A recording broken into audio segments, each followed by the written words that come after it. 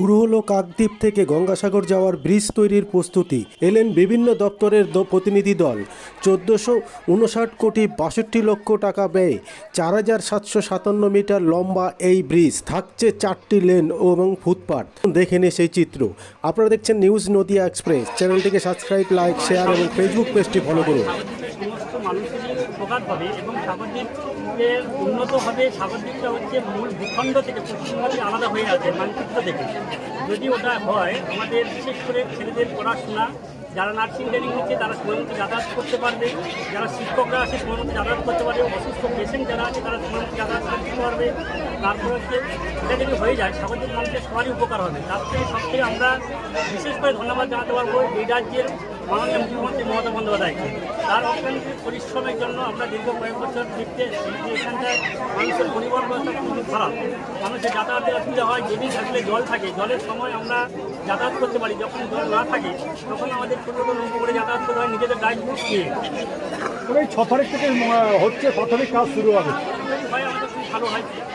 কেন হয় বলছেন? হবে তো হবে, যদি আমরা দেখতে পারি অবশ্যই হবে। যেহেতু মাননীয় মুখ্যমন্ত্রী আশ্বাস দিয়েছেন, আশা করি ওনার আশ্বাস কোনোটাই ফেল হয়নি।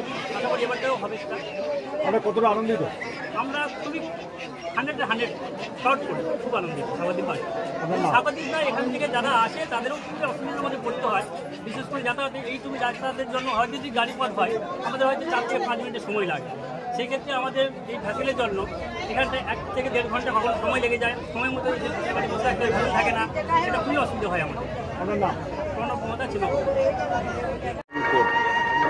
ইতিমধ্যে আপনারা জানেন যে তিনি গঙ্গাসাগর মেলার সময় এসেছিলেন। পরবর্তীকালে গত 27 তারিখে আমাদের ক্যাবিনেটে একটা অনুমোদন লাভ করে গেছে এবং এই জায়গায় দাঁড়িয়ে বলতে পারি বিগত কয়েক বছর যে পরিমাণ তীর্থযাত্রীরা গঙ্গাসাগর মেলা নদী পেরিয়ে এরা এখানে এসেছে, সেখানে একটাও মানুষের প্রাণ যায়।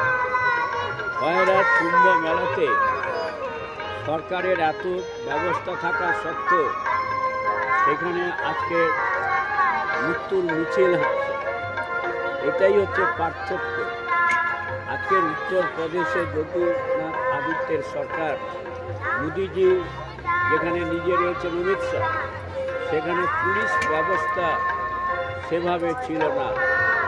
আজকের আমাদের পশ্চিমবাংলার প্রচুর মানুষ সেখানে পদপিষ্ট হয়ে মারা গেছে, কিন্তু আপনারা সাগরে দেখাতে পারবেন না গঙ্গাসাগর মেলা একটা মানুষ তার প্রাণ হানি হয়েছে।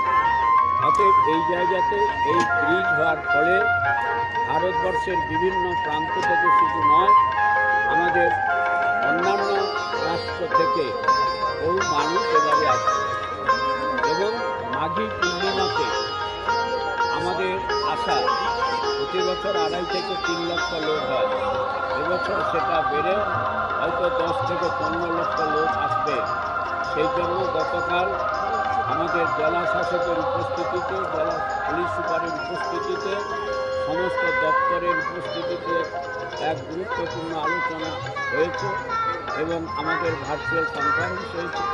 তাতে আমিও অংশগ্রহণ করেছিলাম, যাতে কোনোভাবে যারা আছে 100 মানুষের প্রাণ না যায় সেই বিষয়ে আমরা অত্যন্ত দায়িত্ব নিয়ে এবছর আমাদের মাঘী পূর্ণিমা যাতে সুস্থভাবে হয় তার ব্যবস্থা ইতিমধ্যে করা।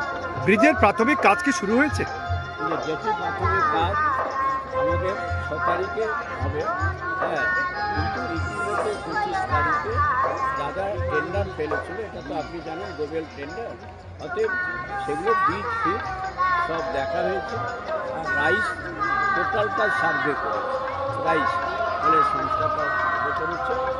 এইটার ডিজাইন হয়ে গেছে এবং আমাদের সম্ভবত আমাদের ওই যে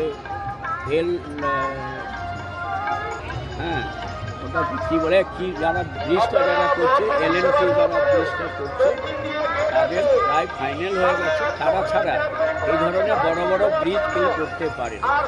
এরা ভগ্নী নিবেদিতার যে বড় ব্রিজ, দ্বিতীয় হেগুলো সেতুর ব্রিজ এরাই করেছে ওই LNT। করেছে এবং এটার দৈর্ঘ্য হচ্ছে 4.1 কিলোমিটার, বাজেট হচ্ছে 1500 কোটি।